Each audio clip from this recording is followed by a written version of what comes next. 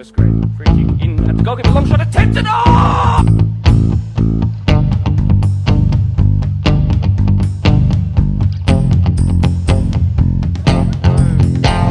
Great kick pass out wide. That is fantastic.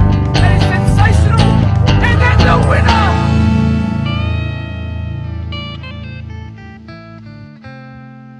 winner. Welcome to the 7th episode of the Blacktown Football Hour podcast. My name is Marco De Poli. Very happy to be back here, of course, your host for this podcast, the previous 6, and many more left to go until the middle of September this year. Thank you very much for joining us here. Well, us, by that I mean me. Really happy to have all of you guys back. If you're a returning viewer, great to have you back. Glad I could keep you interested in listening to this voice for as long as I have. If you're a new viewer who might be just here to see your coach who's on later on today, or you're just looking at the title and you're going, I might want to get someone's predictions on the rest of the Champions League, then sure, happy to have you here. Thanks for coming. I hope you can enjoy what you see and come back for more. But look, let me just say, this show is, where we talk about all things local football, association football, our match of the round, talk about what was formerly known as the NPL, just to simplify it, or we talk about this morning's incredible Champions League games, La Benzema as well, and that incredible Real Madrid game, as well as Villarreal. Either way, whether you're new to here, new to the Blacktown Football Hour podcast, you're watching on Spotify, you're watching on YouTube, wherever you're watching, if you're a returning viewer, this is your 7th episode. Either way, thank you very much for being here, and if you do like what you see /hear, leave a like, especially on YouTube. Subscribe if you haven't already, so you never miss an episode. If you come from Facebook, be sure to like the Facebook post. Spotify, do something. I don't know, screenshot and send it to me. Something. Let me know that you're enjoying what you're seeing. Either way, whatever effort you take to let me know, I really do appreciate it. Enough about me wanting some attention on our pages. Let's just get straight into what's important. That's talking about our beloved soccer. The rain meant we had no football and no match of the round 2 weeks ago, and it could have meant that we had none this week. However, we had 2 games go ahead, only 2 games, a reserve and a first grade match, and the first grade match being the match of the round between Doonside Hawks and Polonia, which is fantastic. What it does mean is that there is no match of the round preview this weekend as well, because much like 2 weeks ago, we're not going to have one this weekend because there is a long weekend. So happy Easter to all those who will be celebrating, and enjoy the weekend if you're someone who's not and you're just going to enjoy those 4 days off. I certainly will be. Speaking of that match of the round, no match of the round preview to go along this week. So that means you're going to have to strap yourselves in and gear up to listening to my voice again, which is just, I'm sure, just enthralling for all of you. However, later on, and for the only real segment, and I've put a lot of meat into it, so it's going to be a really long segment, and that is one with a certain coach of the Blacktown Spartans 16s boys team. His name is Ferdinand Menidi, or Ferdy as he is more commonly called, as in Ferdi, not Fergie as in the singer-songwriter. Close though, plenty of people got it wrong. So do stick around. He talks incredibly about his involvement with football, his family's involvement with football. He's actually a really good person as well. And no, I'm not just reading that he's an incredible person, I'm saying it. I'm just trying to find where I am on the page so I don't forget anything important as well. So please do stick around for that, especially if you're here just to say that. I really appreciate you guys watching along at the moment. And then, of course, we'll wrap up our 3rd segment after that 30 section. That worked quite well. And we'll look at the goal of the week as well as some of the housekeeping related stuff to lead into next week's episode and round off this one for sure. Either way, after the LJ Hooker Blacktown goal of the week, I know that we're going to cue that outro music and we're going to mark off a great episode. I'm excited for this episode. Strap yourselves in, it's going to be a good one. And like I did last week, this is going to be a lot of off-the-cuff, freelance, throw the piece of paper away sort of podcast, just because I'd love to get some content out there about the football world beyond just ours here in the office and at NPL level. Well, what was called the NPL. You know what? Let's go straight in. Actually, instead of going straight into our Spartans and AYL results, let's look at the match of the round. It was between Polonia, who were technically at home here at Blacktown Football Park, on the synthetic, which is why it was allowed to go ahead amidst the weather, and Doonside. That was one of only 2 games that went ahead, like I said. Let's look at the many highlights from that game. I'm sure you'll enjoy it. Keep an eye on that third goal. You might see it again sometime. Blake March. Can he surprise the world? Blake March straight to the hands. He's fumbled it though, and then on the follow-up, it's a goal. It's a cheap goal to concede in all truth. And Zwereb, with the striker's instinct, despite being a centre-back, but certainly captain's contribution nonetheless. 1-0 to Doonside. Polonia causing their own problems. They're conceding the free kick. They're not being able to clear their lines after a fumble by the goalkeeper. Mind you, they probably shouldn't have been in the situation. But then goes wide to Ethan Eichen. That's a very good looking ball. Jordan O'Keefe could get there first. He does. Good looking save, but unfortunately it's going to go in. He's also been taken out. I hope he's okay. He's moving, which is the most important thing. In it comes now by Blake March. It's looking good. Oh, a screamer of a free kick. An absolutely sensational goal to go with an even better celebration, and the reaction by the whole team tells you exactly what you need to know. That's a goal from the training ground for sure. Both Brassards on that right-hand side of defence, and the goalkeeper as well. Oh, that's a good-looking ball. Will it be called offside? No, we won't. Gilliland trying to get past the goalkeeper. Gilliland, that's a fourth. A fantastic finish, to be perfectly honest. I don't know if anybody recognises how difficult that was to lift it while sliding in like that, but he's done it, and he's done it perfectly. Havath with a typically brilliant ball. Eichen is not the man you want running onto it. Who will get there first? Keeper's done really well. Didn't use his hands, though. Gilliland there on the follow-up. Oh, it's a fifth, and it's just a sensational finish as he points to the camera. And Polonia start how the first half ended. And now Doonside, once again, their turn to come forward, looking for O'Keefe. He's held his run quite well. It's not going to be called. It's O'Keefe looking for his double. O'Keefe slides it under the goalkeeper. Multiple 10 out of 10 performances, particularly in that first half. That's a really nice looking ball. Salama, Doonside don't want to lose the clean sheet. Look at the desperation. It's just placed towards that far corner. Never really in a chance of beating Himwood. And that will be the final chance of the game. It's a spanking here, really. Thanks for watching that highlights package. Let's get straight into those interviews. We'll begin with the losing side this time. I'm here with Michael, who is the stand-in coach today for both the reserve and the first grade sides from Polonia. It was a difficult result today in truth. It wasn't a close game, but I just want to know, even from your perspective, even though it probably won't be your job in a week when you get to talk to the boys, what would you be suggesting to just sort of reset their minds? Well, first and foremost, I'm vice president of the club, so this team is my team, even though today I'm not physically, like I was coaching them, but I don't know the players that well, but I know the desire that the guys have, and I've seen the way they've trained. In particular, we've had a stack of trials. We did quite well in the trials. Today was a disappointing result. Just back to the drawing board, I suppose. Like, you know what I mean? Like, what do you do? So, shout out to Darius. I know you couldn't be here today, mate, and Dennis as well. The actual reserve grade and Premier League coaches. Today wasn't the day, guys, but we just back to the drawing board, basically. Yeah. Thanks very much. Thank you. Appreciate it. I'm here with the captain and coach, Farlow and son of today's winning side. A convincing win in the end. Look, you must be happy that after bouncing back from a goalless loss that you're involved in, goals from you guys, you've got 6. And that's really good. It sends a message to the rest of the teams in the competition, so you must be happy, Glenn. Oh, I'm very happy. I explained to the boys, forget last game, we go out and play football today, keep it simple, possession, and we did it today. They played football today, and the goals were all good goals, and there was 5 goal scorers. So I'm extremely happy with the boys today, and we could have popped in a few more. You got a goal. Striker's instincts, I think, even though you're wearing the number 4 and you're at the back. So, look, is there a permanent change of position on the cards for you? Oh, you'd have to ask the coach, but how can you argue with goal scorer, eh? No, it was good effort from the boys. Everyone put in tonight. We turned around that first result. I think now we can just push on and be better for the rest of the year. Awesome. Up next for you guys is a big match against, I've just slipped my mind, forgive me. I wish it would come back. Yeah, Ponce on a Wednesday night, away as well. Yeah. Huge. Again, a team that's defensively solid, but this, look, it's not going to send them any messages where they won't be able to sleep for the next 2 nights. But a defensively solid team, you can score 6 goals. You could have scored way more. Yeah. I think it's probably what you need against a team that's so notoriously good at defending. Yeah, we do. Like, we played well today.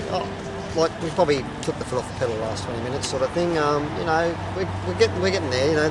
It's hard without the fitness. Like, we've just got to build the fitness up. Ponds are a good side, and but we're out to give them a good game. So it'll be a good game, cracking game on Wednesday. Sure. Your front three, if you include Blake March and that front four, I guess, like they're just electric. Yeah.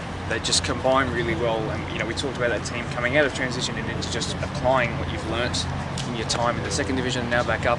Yeah. This team is young. Your oldest player that started today was 26. That's Jordan himself. This team has a bright future. You must be excited, both of you. Yeah, 100%. I think the more the boys learn to play together, knock the ball around with each other, I think they'll be untouchable in some games. And full credit to them for no training recently because of the rain and stuff like that. But they pushed hard all game and we got the result in the end, which is good. Excellent. All right, boys. Here's a fun fact, by the way. I'm currently not wearing any shoes. Either way, congrats to Doonside Hawks on an emphatic win, really. It was great. 6 to the good, a clean sheet as well. A dominant performance, and I can't wait to have them back on here so that we can talk about that match of the round in our matches around preview when they're due to play next, which will be fantastic. Let's start out with our AYL results, shall we? Oh, hang on a second, they didn't play. Moving on. Spartans boys, straight into that. The 13s went down by 3-1 at halftime, as I can see from our Instagram page. However, not on Dribble, not on Instagram, nowhere, not on the Sutherland Sharks Instagram. That's who they played, obviously, if you didn't gather that, by the way. The score doesn't exist, so unless they're all abducted by aliens or the game was cancelled, I can't tell you the score. Now, I do know we lost, which is a shame. It was by a handful of goals. I can tell you the halftime score, that being 3-1, of course. But yes, the 13s did go down to Sutherland Sharks in the end. Not sure why. If it wasn't 12:50 a.m. on a Thursday morning, I would text someone from that team and ask them what the score was. But I won't ask them to do that at that ridiculous time in the morning. Moving swiftly on. Our 14s, they went down in a close one, 2-1 it was in the end. It was a good game to watch though. Our 15s are finding their feet, which is really good because they've had some difficult results earlier on in the season. They won 2-1. The 16s, whose coach you'll hear from later on in this episode, as I've talked about at length already, they won 2-0, a second consecutive clean sheet, and they continue their fantastic form. The 18s were leading at halftime, but lost 3-1 in the end. However, there were plenty of positive things to take from that game. There is a highlights package up on our YouTube already. Go and have a look at it if you haven't already. Interesting one for sure. Our girls finally began their league season on Sunday, and as per their usual style, the 14s kicked off their campaign with a resounding 3-0 win. The 15s then went on to lose by the same score, unfortunately, having committed numbers forward late on in search of an equaliser and then doing so even though they were 2-0 down. Just happened to concede 2 in those latter stages of the game. The 16s battled for a hotly contested 0-0 draw, so points are shared in their first game of the season.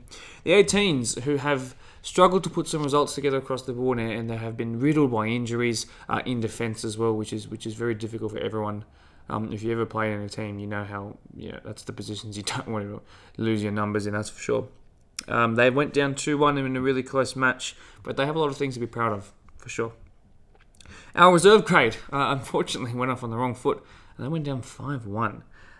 It was one of those games where you sort of just sat there and went, yes, we played terrible, not much, we can't change anything now, we'll just have a little laugh about it, and we'll just reset and go next week. It doesn't matter now, nothing much we can do. Due to a number of A-League women's players signed to our first grade side involved in young Matildas / junior Matildas camps and duty and all that sort of stuff at the minute, we were able to push back / postpone our game. Sorry, I just thought I heard someone walk in the door, which would have been really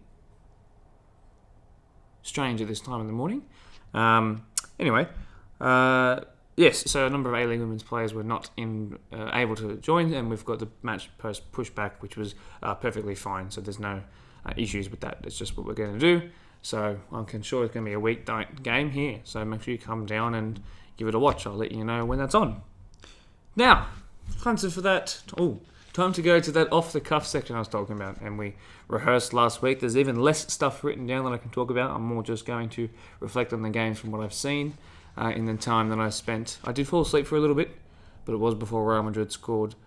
It was before Chelsea started their onslaught of goals. So it was in between Mason Mounts and the second goal, who's the scorer of which is slipping my mind at the moment, which is highly embarrassing on camera.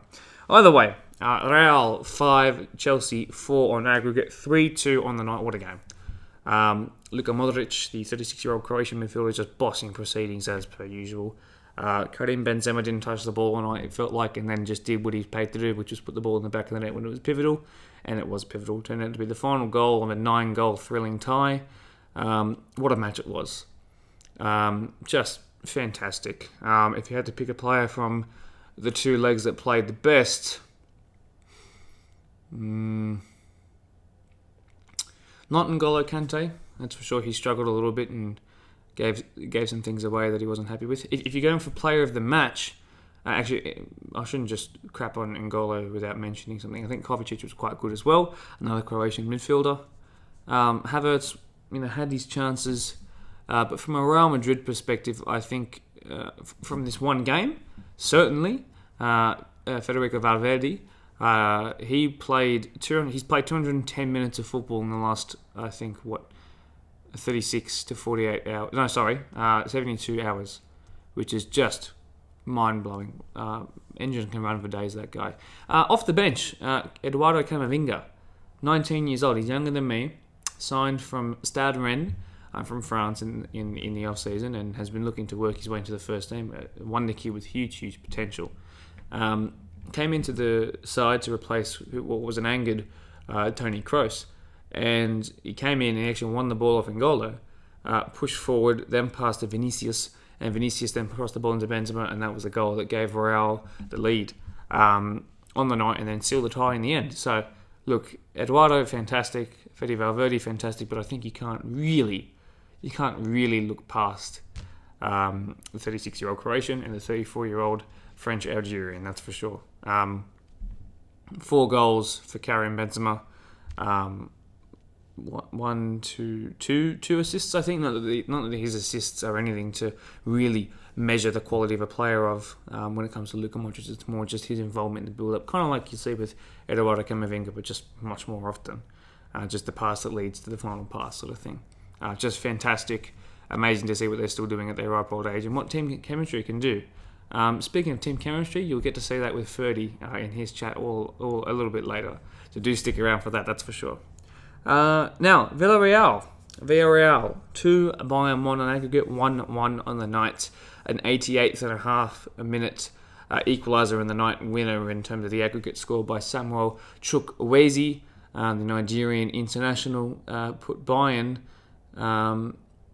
into a place which makes it really awkward for the side, which is going through a couple of iffy things at the moment, and their coach, I think. Now, of course, this is a podcast run, by an association and a club, so there's no need to talk about the security of people's jobs and things like that. That's not what I want to do at all.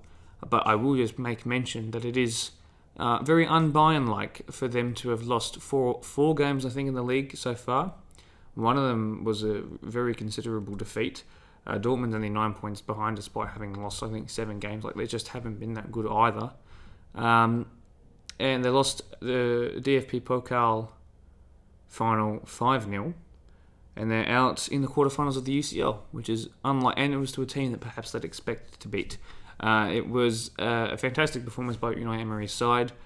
Seeing lots of people being very hyped up about the Spanish former Arsenal, former Sevilla, former this, former that coach. However, just keep in mind, he is very much a European Cup expert. He's won it, I think, 4 times. He's been to the final twice extra on that, and now he's in the semi-final with a chance to go even further, and then even further after that.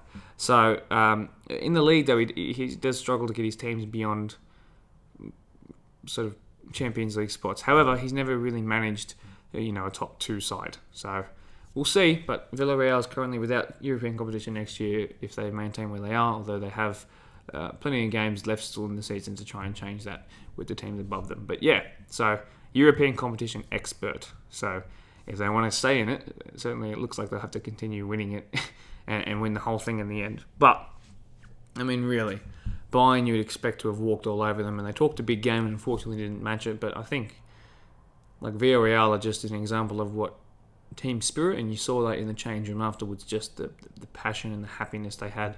They're captained by 37-year-old Raul Albiol at the back, who, was ditched out of Real Madrid and then Napoli, and then this was his sort of twilight period of his career, and he's captaining a side to a Europa League win and where they are now. So just fantastic across the board. Really good young talent going forward. Gerard Moreno has developed into a world-class, if not, Spanish national side level striker. Just fantastic. And could have had a halfway, or even further than a halfway line goal. Charlie Adam, had it not been just pushed slightly to the right in the first leg, that was. For Bayern, they got a reset. Nagelsmann's philosophy is still being implemented on the team. The issue for Bayern is that this might mean that the likes of Lewandowski at age 34, it might be looking to try something new.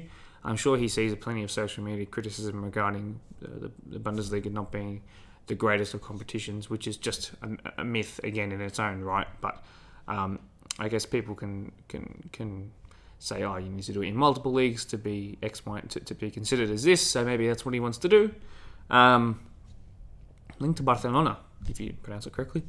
That would make Barca serious title contenders, and not just title contenders, I think serious UCL contenders. Even this early into Xavi's tenure, I think it's a bold call by me.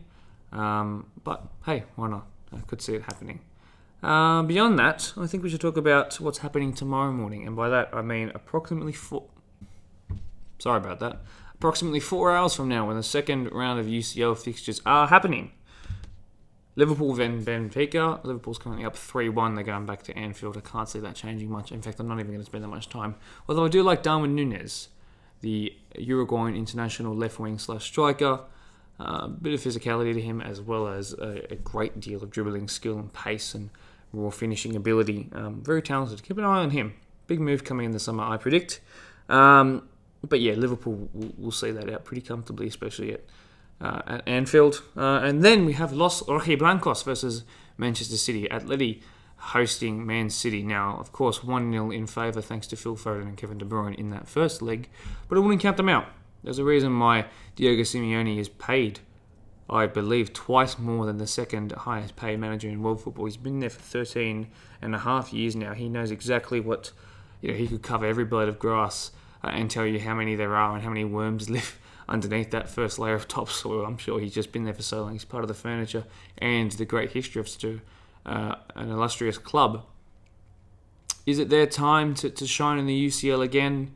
Probably not. But can I think they win? Do I think they win this fixture? I don't know. I see them equalising. I see them scoring at home. Is what I see them doing. João Felix just won Player of the Month in La Liga, as well as having scored against the likes of United.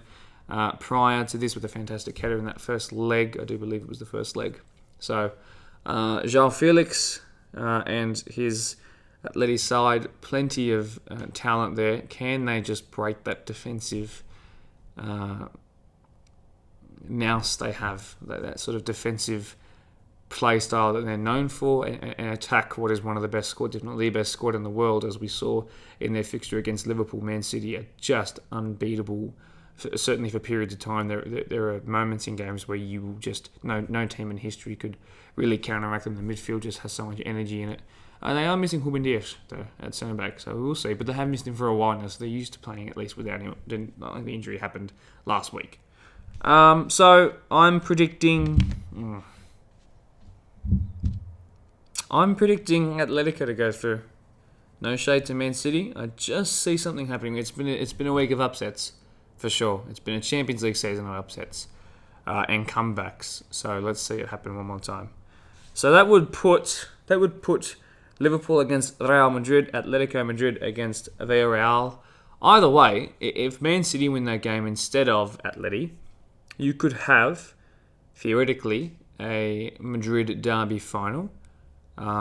Liverpool versus Man City final, a Liverpool versus Atleti final, which would be there's history there very recently, right before COVID, the very last game before COVID at Anfield, where Morata scored and Marcus Llorente was really coming into his own. That was a serious tie. What's the other possibility? Man City and Real Madrid in the final. Well, that's a serious final. That's a serious final. Couple of good games there. What do I think will happen, though, to round off this segment of what is probably going to be a Blacktown football 45 minutes? Liverpool's midfield is going to outrun Real Madrid's. I just think Real Madrid's midfield is more suited to the Spanish play style. They will have the ability to out-technical anyone. Liverpool's can outrun anyone's. Salah is not firing though, but Mane is coming into some really, really good form on a high off the back of his national team success twice now against Mo Salah. Jota and Luis Diaz. Yeah, look, I think Real Madrid's defense is a little bit not too solid. Probably not as solid as people realise. And I mean, of course, if Benzema's injured, he got injured. It seemed. If Benzema's injured, they have no chance of doing anything against any of the teams that are in here. So, Liverpool will win. Puts them in the final. And then I said Atletico versus Villarreal.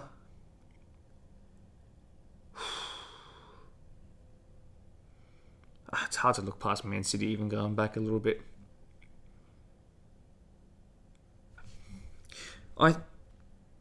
This battle of the two defensive units and the low blocks. Atleti versus Villarreal. They've already played twice in the league. I think Atleti have beaten them at least once. I'm going to go a Liverpool versus Villarreal final. They played Man United, of course, Liverpool's biggest rivals, I would say biggest rivals, over Everton as well, in the Europa League final last year. It just seems to be building that way towards this final. You know what? It's a different take. I think that's not the popular one, but why not? Let's go with that. Yeah, let's go with that. Either way, I want you to leave all of your opinions in the comment section below. Let me know why you disagree with everything I said. I have no issues with that at all. Otherwise, I think it's time to move on to the next section. I'd like to introduce 30 to you guys. Section 2 begins now. Straight into segment 2, and I'm joined by my only guest of this week's Blacktown Football Hour podcast, but certainly will make up for it in terms of his vibrant personality and wonderful ideas he has about football. And I'm sure you might not agree with that on the surface, but yeah, he's a really good character. It's great to have him on. Ferdy, thank you very much, very, very much for joining us here. No, thank you for inviting us this week. Like when you've actually asked me to come down and actually do a segment with your podcast, I would love to do it, just to reach out there to see what's going on with the club. Excellent. I reckon we should just get straight into the questions. No problems. So, look, I've got a little bit of an introduction regarding you. And in case you don't know who Ferdy is, by the way, probably should have started with this. He is the Blacktown Spartans FNSW Youth League 1 16s boys coach. That's a bit of a mouthful there, but we got there in the end. That's it. So the 16s have had a bit of a journey, and I'll go through that. I've got it written down in pretty good detail. So strap yourselves in, and then I'll lead into the question from there. So you can make a cup of tea in the meantime if you'd like. No, that's okay. I can listen to that. Excellent. Okay. So looking at the results so far from week by week in chronological order, obviously starting with round 1, we're now up to what's considered round 8. Yes. We begin with a narrow 1-0 loss to Sydney Olympic. Apia then came to town and pretty much pulled the blanket out from underneath all of our age groups. And then Wanderers also came here and did something pretty similar. Those are really good teams, to be honest. So, they're going to do that to a lot of teams in this competition. Yep. So, in truth, we began with, and your 16s began with 3 losses from the first 3, which, like I said, is pretty similar to a lot of other Spartans age groups. That's just where the progression and that level is where we're heading across the next couple of years. Yep. We then go away to Manly. And of our 5 different age groups, there's 2 wins from that, and you're one of them, and it was an emphatic 5-1 victory, so fantastic job there. We then had a hotly contested away day draw to our best friends Blacktown City, 2-2 that one was, where we then visit Mariners in a third away day in a row, and another very, very dominant team, and they beat us 2-0. But there were certainly some blowout scorelines from our other age groups, so comparatively performing quite well in terms of the scoreline at least. Thank you. Then we host Southern Districts Raiders, and on a day where the other age groups, had some pretty upsetting scorelines, you guys, you're looking at it on Dribble, and there's big scorelines on the right-hand side, and then yours on the left is 6-0. So, Unbelievable. It's a clean sheet, it's fantastic, and 6-0 was, it stuck out, and it was really great. And finally, and most recently, we played against Sutherland Sharks, the 15s, who had a big turnaround, but again, your 16s, the only guys who won that weekend, you guys grabbing a second consecutive clean sheet. As of right now, and you might not actually know this, but as of right now, you sit smack bang in the middle of a 16-table team, so you're sitting 8th. But your last 5-game form, so it's in the last 5 games he's played, there's a total of 15 points, 3 times 5 to pick up from that. That's actually better than 6 of the 7 teams above you, so not including Sydney FC, but that does include current first place team Wanderers, and then below that, down to where we are, Sutherland, Apia, Marconi, SD Raiders, and Sydney United. And in fact, if you exclude Sydney FC, you're actually in the best form from the last 5 games in the entire under-16 competition. I'm hoping we can keep it up as well. So, yeah. Me too, Thank absolutely. Congratulations. Thank you.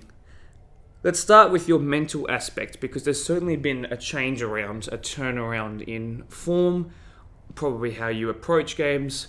But I want to start with how that mentality has changed. So did you sort of begin with the understanding that you were versing the first couple of games very difficult opponents, and that it would take time before this team really gelled off of the back of a somewhat successful Bathurst Cup, trial games that we had away in Bathurst, of course? Or tell me about your mental sort of preparation for these games and how it's switched your season from this way to this way. I guess in terms of what we approached Bathurst Cup, there was a very good bonding sessions for us coming, from Blacktown and going all the way to Bathurst to try to actually defend the cup, because last year we ended up winning it with the personnel that we had, and unfortunately we lost, I think, 4 kids to go to Macarthur Rams, and then during the actual tournament I thought we could still actually win that cup. And then we sort of lost 2 players along the way because things didn't go our way, and then players weren't getting game time. But I used it as like a sort of looking at the players to see their complementations and all of that. And we played 1 game before the actual round 1, and that was Sydney United. I thought that was a tough battle, and we got a result from that. We came back and we ended up winning that, and I thought, we can carry that across. Unfortunately, we lost a defender. That was Aiden, who was here for the last 3 years. And I thought, when we actually lost him, we sort of, my belief with the squad was sort of, we can still do it, and obviously just restructure the squad. And unfortunately, the Olympic team was actually better on the day, and they managed to stuck, a win against us. And then obviously playing against the Wanderers and what's it called? Apia. Apia and Wanderers, they were very tough. Apia was, I thought, tremendously well built, physically very strong, and fought every ball. And I don't think my team was ready for that challenge. And I think from there we sort of learnt that we can actually come back to that. And the way we approached Manly United was, after those games, Andrew Oakley and also the board came out to us and said, let's have a meeting with the 16s and the 18s. We had a team bonding session that Monday night where we have to go back and do it the Spartan way. We had a video slides shown to the kids and gave them an opportunity to say what they think and what it's like to be under pressure, and give a bit of feedback to them, and then also give us a feedback. And I thought, no problems. So it was actually a very good thing to do. Even though I think we lost a player that week because due to COVID, and that was our player Daniel. And obviously that week we thought, we weren't going to have an attack. But I swapped my positional players with other players, and one of them was actually Awan Lawal, a Sudanese-born player He was very skillful, very technical, and I spoke to him during the week and mentioned to him, what can we do to service you in order for you to score goals?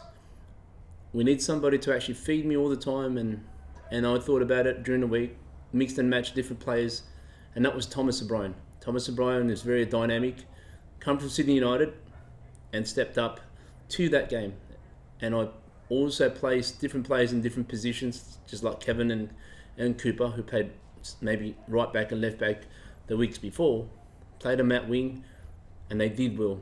They were well supported by Georgie and Simeon in that middle. And then alongside the defensive line, we had Harry on the left. We had, from memory, it was Zach Sprouse, and Christian Milicevic and Carl, who's our playmaker, on the right side, where he constantly makes those runs on the right wide areas. And the first 5 minutes, I remember, I thought, yep, Manly was going to score. And we managed to pull that wave. And then we scored one. Then I scored another one. And I couldn't believe it. Third one. I won again. And that was amazing. And that was a boost. So I think all those things, complementations, and also the board and our technical director turning around and saying, we don't need to win any games. By round 2, I think we could win games. And their approach to it was coming 14th out of 16th, wasn't harsh. And I thought, yep, this is something that I've never been involved where it's just easygoing, and I thought, yep, this could work for us, and it has. Excellent. So the good thing is you actually were able to bring in what my second question was, so that was about footballing philosophy. But I think I can sort of rebrand that question. So perhaps you did your team bonding, and that's really good for your team chemistry, of course. I want to talk about, as of right now, what you're training to do. What kind of style of football are you trying to achieve? Is it?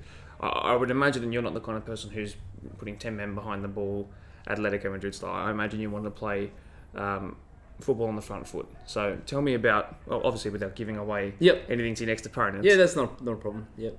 Go. I think, look, my approach to the game is always trying to go forward and attack. I think if we don't score goals, I think it's because it's too defensive. I've learned that from the past. And my thoughts to all the attacking players, obviously the top 4, is that to have freedom to actually use their wit about, attacking at the line and beating their players and be able to actually do what they can do. And that's the mentality to it. And then also having the backup from those 6 players behind them to actually be more defensive and be able to actually service those top 4 players on the top area. And that worked. Excellent. This is a question I haven't actually asked before. I'm not sure what the kind of answer I'm going to get will be.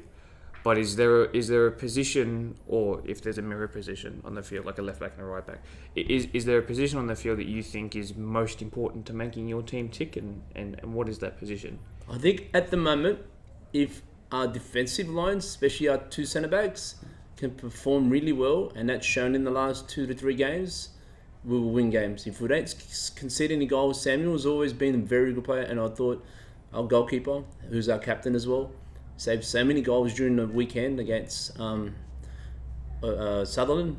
I thought for me he was man of the match, even though we've only scored 2 goals, and he saved heaps of goals during the weekend, and I thought that was exactly what we wanted. That Manly game that really sort of came out of, I wouldn't say came out of nowhere, but compared to what the rest of the sides might have done that weekend, our sides, it came out of nowhere. So, and that's with no disrespect to the other sides, I think you guys just played really well. Do you think that was a really big catalyst for putting some belief into the boys? Because that was about halfway through the run of games that you've had so far. So, do you think that Manly United game, that huge victory you had, was able to give the boys the confidence they needed? Like, I saw you guys celebrating in the change rooms when you did the Spartans chant, and you can see there's a huge smile on the faces of the boys. I'm really happy for you guys and you, of course. But do you think some of that stemmed from just having this huge win, maybe when you didn't expect it? Yeah, I guess so. Like, in terms of what the boys have done, giving them that sort of like that friendship and sort of that every week in, week out, because obviously we haven't played so much competition, in the last 3 years, that entering a club championship points, and this year was sort of more of an approach where we're a bit more giving as coaches and giving them more confidence to play for the actual team and for the club. And I think that's worked. And obviously the bonding session that helped us, bond together was a magic to be used. Yeah. Excellent. My final question that I have about your 16 side, just for the moment, Yes. is regarding your upcoming fixtures. Now, if you don't know, or you're not one of the 16s players who are watching along right now, you've got Marconi, and then you've got Northern Tigers, then Town Rangers. So the first of those, actually really close to rivaling you on that last 5 game form. So they're 9 points from their last 5 games in comparison to your 10. So they have 3 wins and 2 losses. You have 3 wins, a draw, and then a loss. So you've got the extra 1 point on them. Northern Tigers and Town Rangers, however, are 2 teams that are struggling a little bit more towards the foot of the ladder. Yep. Now, obviously, there's always this real possibility that when the game is there, you can win the game. And when the second game and third game, you could also win those games. So 9 points, I'm sure, will always be the objective. Any team, we want to win every game, sure. Yep. But I feel like, considering where you are in the table and what your form is now and the belief that's coming into this side, if you do get what you would think is a very achievable 9 points from the next 9 points available, you're going to find yourselves a whole lot higher than the smack bang mid-table 8th position you are now. And I think you'll be making the teams that are sitting above you at the minute look down on you and think that's not look down on you, look down and say that's a team we're going to be wary of. Well, I'm hoping that's the case. Time will tell. Each game is different. Marconi's, in terms of what they've achieved the last few years, they've been very good. Mount Druitt, which I coached there for 5 years, winning mentality, and they know how I coach and the way I approach stuff. Again, so it's going to be different again. So, and obviously, on that last game that you mentioned, who knows? And the problem that we sort of faced this week is that Awan's played so well during the last 4 games, we lose him because he just received, during the 18th game against Sutherland, he fell down on that first half and just collapsed, and he had a stomach oblique muscle tear and found that out today. That's not fun. Yeah, so personal changes in those positions, I think we could manage it. And if we could put early goals and defend really well, and Samuel has a top game again, we could win 3 games. Absolutely. So I believe in the kids, and I think the positivity in the actual team at the moment is flowing throughout. So I'm happy with the performance. That very first question I asked you, I haven't got this written down, but very first question I asked you, I mentioned that there was 3 away games on the trot, and that included away to Central Coast. Mariners, that is. Yes. Is there a point in the season, what are we, a quarter to a third of the way through already? Mm-hmm. Is there a point in this, actually probably even a bit less, maybe a fifth, but is there a point in the season that you're looking forward to going, that's a really critical, obviously the last 5 games, whatever, but back to the question. Is there a point of the season that is the most critical that you guys hit? Have you got a string of games against maybe first, second, or the current first, second, and third that you think we need to be hitting our peak right there? I think from what I've done in the past and what we approached this season has been totally different. Coaching at Rangers for 5 years was a winning culture where they want you to be in the top 3. Badtown Puttons also want to actually do that. But in terms of what we've achieved in terms of club championship points in the last 2-3 years, I don't think the kids, in terms of the pressure and the actual sort of the forceful things that we actually say as coaches, especially in the adulthood age group bracket, is different to what we do in the 16s, and it's a bit more positivity. And I think if we sort of just stand behind them and say, hey, whatever happens, happens. So, and that's probably the most thing. Just enjoy what you got to do in the football pitch. And if you saw me in the last 2 games coaching at Spartans at the bench, I even mentioned to my assistant Marcel that don't overcoach, and that's what we've been told, and let them get those things right. And they have delivered. So we were so happy. So that's the most important thing. I think there's not much critical points there for us at the moment. Excellent. Yeah. As we move into the next phase of this, because I want this to go for about half an hour because you're my Sure. main target for this segment. Thank you. Just before we move into this more personal life, personal coaching journey of yours, I just want to say, if you can hear any background music or a game happening, or just then a set of blindfolds open, the electric blindfolds, apologise. We're in a public space, so have to deal with that. So hopefully you can hear us just fine. If not, don't know what I'm going to do. So I'm really happy you can hear me. You can still hear us anyway. Oh, I hope so. Otherwise, I have to use some other recordings and get you to voice over the entire thing word for word. So, All good. now let's talk about you. More specifically, you. Yep. I want to discover where your passion for football came from. Yep. How did you come to love this game? And what's the kind of football you watched that really built your love for the game? Okay. So many years ago, when I did marry my wife from El Salvador, her name's Rosa. She didn't know I was actually a sports fanatic even before she actually married me. I was a first grade cricketer. So if you actually look at my history records, there was nothing about football.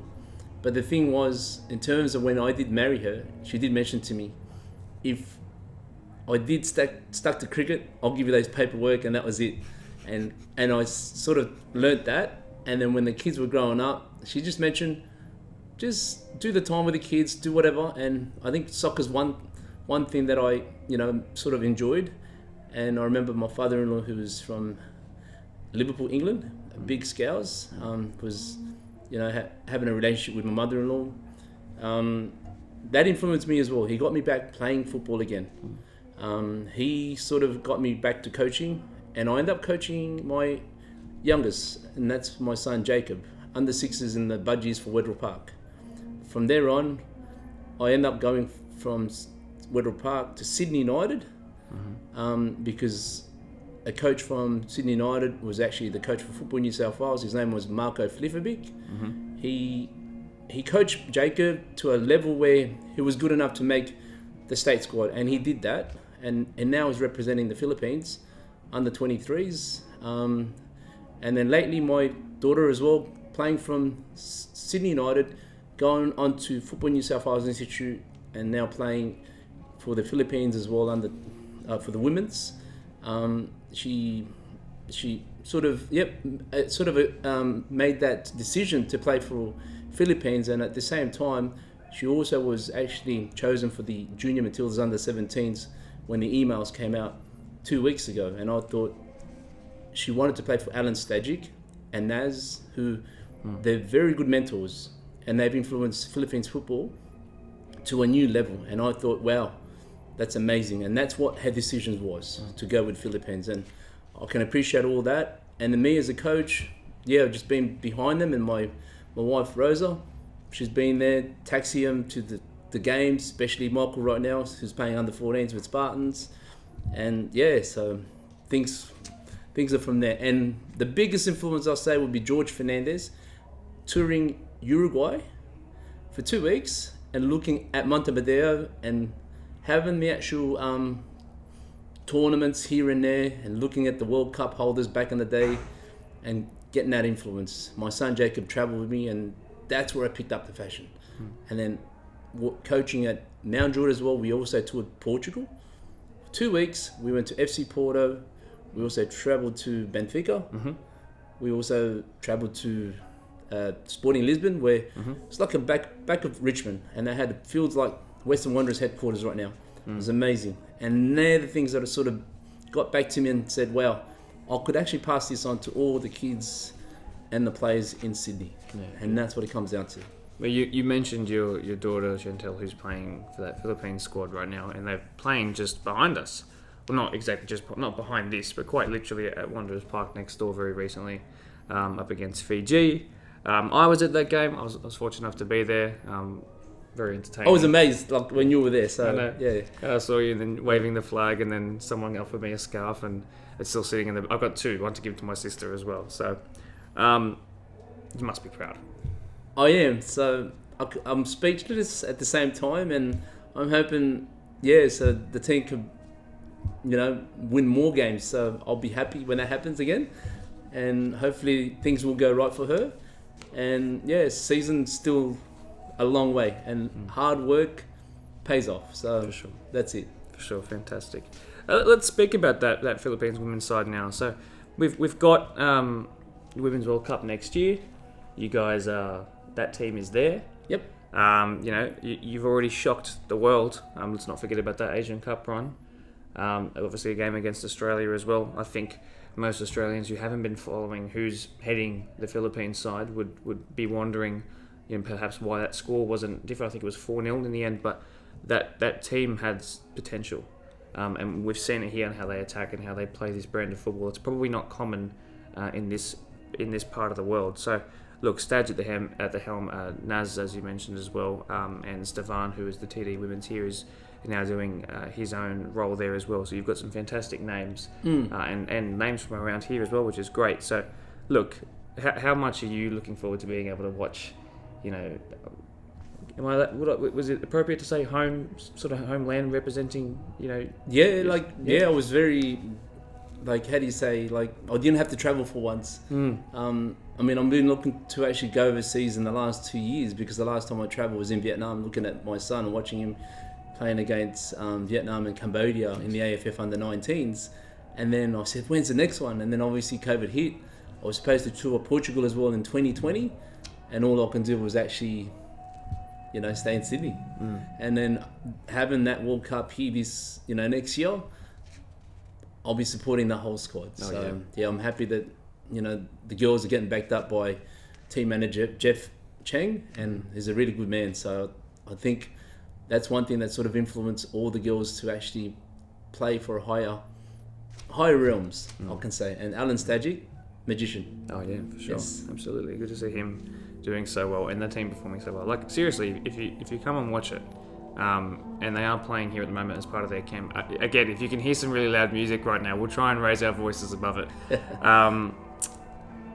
That's quite loud, isn't it? It is. But it's a good song, so I'm happy this doesn't get pulled down from YouTube or Spotify for some copyright issues. But if I just start singing over it, I think it should be okay. So, 1, 2, 3.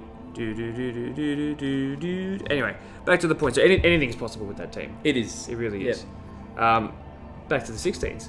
Yep. Anything is possible with this team as well.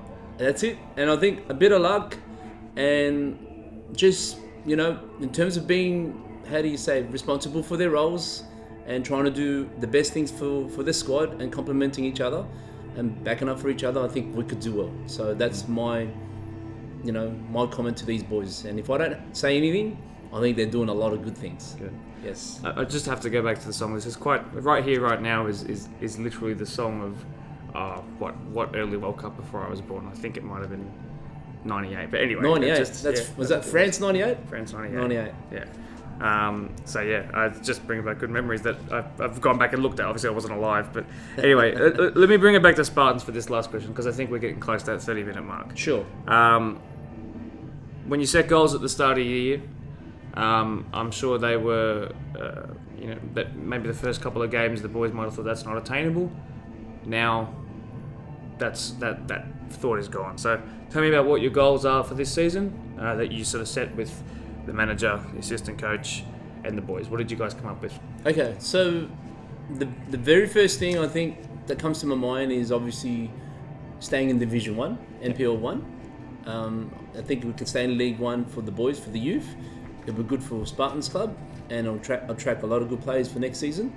Obviously, from coming from 16s to the 18s, it's a massive transition from the 16s to 18s, because you're paying 1 year up for certain players, and obviously they could just have to select those players that are actually thinking, yep, we need to keep them. Yep. And other things is win more games, I guess, and to win games we need to be disciplined, have a bit of luck, and enjoying the actual soccer. And Absolutely. I think that's what comes to what we do these days with Spartans. Fantastic. Yes. I think that comes down to the philosophy that Spartans hold, and if you go into the change room, that seems to resemble a lot of what the quotes on the wall and stuff like that sort of say. Look, it's been fantastic to have you on here. I really appreciate giving me so much of your time. I know you're going to head off to training now. Thanks, Mark. But thank you for letting me get some insight into your personal life and that of your children, which is something very, very personal. And there are a lot of viewers here who I'm sure will not only be interested, but I think be really proud of what you are achieving, what the boys are achieving, and what your children are going on to achieve as well. So thank you for sharing with us. That's okay. Really do appreciate it. We're going to move on to segment 3 now, which is where I haven't recorded section 1 or 2, section 1 or 3, so this could either be talking about the Ballon d'Or or this morning's Champions League games and previewing what's happening tomorrow. So let's move swiftly on to there, but thanks once again. Thank you, Mark. Appreciate it. I hope you all enjoy listening to Ferdy. He is just a fantastic human. I enjoy every moment that I hang out with him, and I hope his 16s and the rest of our boys and our girls, of course, just have a long and prosperous and positive season. We are going to start to wrap things up though, so like I said, I want you to leave all your Champions League predictions and reactions to what I said down below. Make sure you come and give 30 side a watch here in the coming weeks. They're just great to watch, and I know I'll be certainly making time for that when I can find it. I haven't seen them play in a couple of weeks, and that's not when they've been playing they're playing their best now, and I want to see it right now. What else do I have to say? Oh, the goal of the week. Enjoy. Fourth place out of 10. In it comes now by Blake March. It's looking good. Oh, a screamer of a free kick. An absolutely sensational goal to go with an even better celebration, and the reaction by the whole team tells you exactly what you need to know. Our LJ Hooker Blacktown goal of the week. Certainly made up for not having one last week. This absolute worldie by Doonside Hawks Premier League 1 player Blake March stole the show, even though there were 5 other goals to go alongside it to choose from. Congrats to you, Blake, on the match of the round. No better time to do it, that's for sure. And what a great piece of commentary to go with it, hey? Send your entry to goal@bdsfa.com and make yourself a goal of the week winner. I told you to watch out for that third goal in that highlights package. I told you. That's why. It comes back to bite you. What a goal by Blake March. Really happy for him. Great performance by him overall, not just that moment, although that moment really did steal the show. I walked into the office, and everyone around me just suggested to have that as a goal of the week. I couldn't say no. I just couldn't. So LJ Hooker Blacktown goal of the week, as scored by Blake March by Doonside Hawks in our PL1 match of the round fixture. What a goal. Otherwise, yeah, I think cue the outro music. My name is Mark DePoli. Thank you so much for watching the Blacktown Football Hour podcast. This being the 7th ever episode. Like, subscribe, notifications on, all that sort of stuff. Like the Facebook post as well. Loved having you here. And as the music gets a little bit louder now, I say goodbye.